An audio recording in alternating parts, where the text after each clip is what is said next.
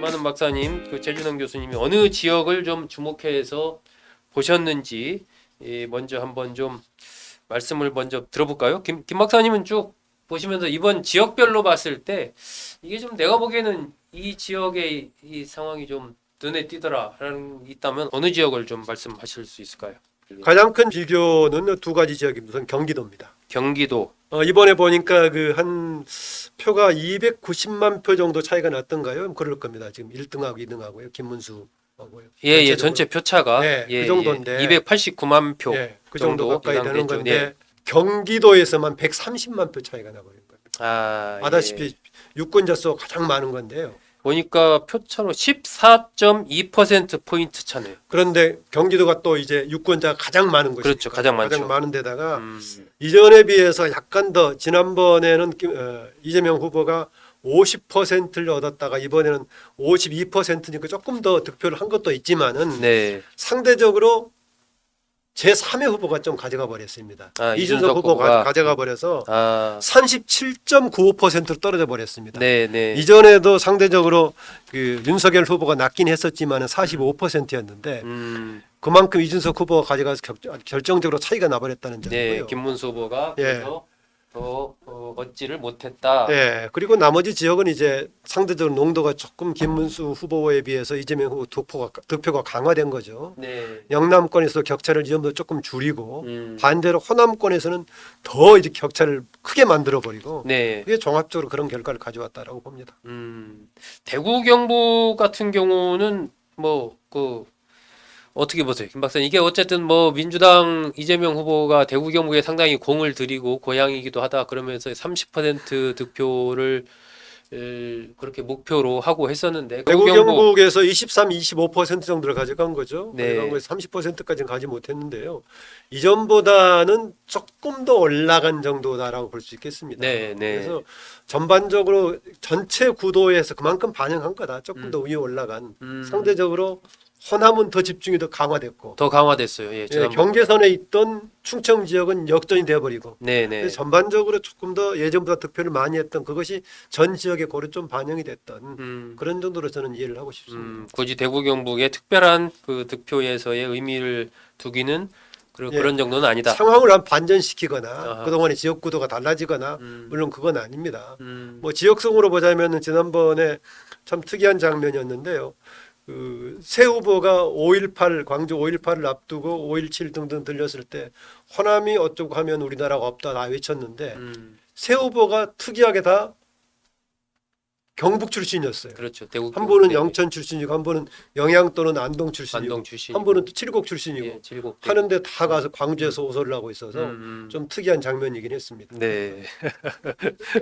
제 교수님은 어떻게 보셨습니까? 네, 저도 비슷하게 생각을 합니다. 네. 김한음 박사님이 말씀하신 대로 전체적으로 수도권, 충청권, 호남권 그리고 에서의 어떤 대세와 네. 대세를 이뤘고 이재명 후보는 그다음에 영남에서 과거보다 조금 더 많이 얻은 것 같습니다. 근데 제가 볼 때는 영호남 지역주의는 더 어떻게 보면 더 강화된 측면이 있거든요. 지역주의가 네. 강화된 것 같다. 예. 그래서 이재명 후보는 그 진보 성향이 강한 호남 지역에서 더 지지를 공고히 한 것 같고요. 격차를 더 과거에 비해서 더 압도적으로 늘린 것 같고. 예, 득표율 자체가 올라갔어요. 네. 지난번보다. 예. 그리고 다만 이제 영남에서 대구 경북이라든가 부울경 경남에서 이재명 후보가 선전할 것으로 앞서 얘기했듯이 30% 이상의 득표를 할 것으로 예상했지만 네네. 그렇게 하지는 못했던 거거든요. 네. 반대로 김문수 후보가 영남, 대구 경북과 부울경을 상대적으로 잘 방어를 한 것 같습니다. 네. 많이 뺏기지는 않은 것 같고요. 봤을 봤을 때 물론 상대적으로 그 지역주의가 호남에 비해서 영남은 지역주의가 있긴 있습니다. 물론 60% 이상 거의 70% 가까이 지지율을 보여주고 있으니까요. 네. 근데 상대적으로 호남보다는 영남의 지역주의가 조금 더 약화된 모습인 거죠. 그래서 네. 상대적으로 약화됐기 때문에 이재명 후보가 약간 더 선전할 수가 있었고 약진할 수가 있었다. 하지만 큰 판세를 바꾸지는 못했다. 이런 생각이 들고 네. 제가 또 두 번째로 보는 거는 충청권 민심이 어떻게 보면 이번 전체 그 득표율과 비슷한 것 같습니다. 음. 세종이라든가 충청, 충남 네. 여기서 나온 득표율이 최종 전국 득표율과 되게 유사하다. 뭐 원래 뭐 충청이 뭐 네, 네. 바로미터다 그런 네, 평가를 네. 많이 했었죠. 어쨌든 민심을 잘 반영하고 있다라는 생각이 들고요. 특히 또 두 번째로는 서울인데 네. 서울이 저는 출구 조사를 봤을 때는 뭐 한 30% 이하로 나올 거라고 생각했었거든요. 김문수 후보가. 네. 근데 40%를 넘겨서 41.6%를 얻었더라고요. 네. 뭐 이재명 후보는 47.1%, 그러니까 5.5% 차이가 나더라고요. 그러니까 다른 지역에 비해서 그렇게 큰 차이가 저는 안 났다고 보는 거죠. 네. 그러니까 이것은 어떻게 보면 서울 유권자 민심이 저는 굉장히 중요하다고 생각이 들거든요. 그래서 뭐 여러 내란 종식 프레임과 이재명 리더십에 대한 어떤 독재 프레임 네. 속에서 경쟁을 했는데 5.5%밖에 차이가 안 났다라는 얘기는 상대적으로 다른 지역에 비해서 이재명 후보가 덜 득표를 했다 이런 생각이 들고 서울에서. 네, 그만큼 견제 심리가 상당히 많이 발동했다. 그래서 뭐 이런 견제 심리는 이재명 후보가 대통령이 돼서라도 특히 그 서울과 충청권 민심을 좀 잘 받아들여서 독주하지 않는 그런 국정 운영을 바라는 것이 아닐까 생각이 듭니다. 네. 그 서울표 있습니다. 서울표 지금 이제 그림에 나오고 있는데 저 표가 지금 어쨌든 득표로만 보면 그 강남 3구와 용산 만 제외하고 나머지 부분은 이제 이재명 후보가 앞선 걸로 그렇게 지금 나오거든요. 이게 지난 총선 때나 지난 대선 때의 흐름과는 다르긴 다릅니다. 어쨌든 전체적으로 봤을 때는 지금 최 교수님 말씀대로 5.5% 포인트 차이 나는데 지역으로 봤을 때는 저런 구도가 됐다. 이것이 지난 대선 총선 때와 비교해서 어쨌든 국민의힘의 우위했던 지역도 이번에는 민주당 쪽으로 많이 돌아섰다. 또 이렇게 볼 수가 있습니다. 어제 출구조사 때 울산 같은 경우도 이재명 후보가 이기는 걸로 나왔는데 최종 어쨌든 개표 결과는 김문수 후보가 4.9%포인트 정도 앞선 걸로 그렇게 됐습니다.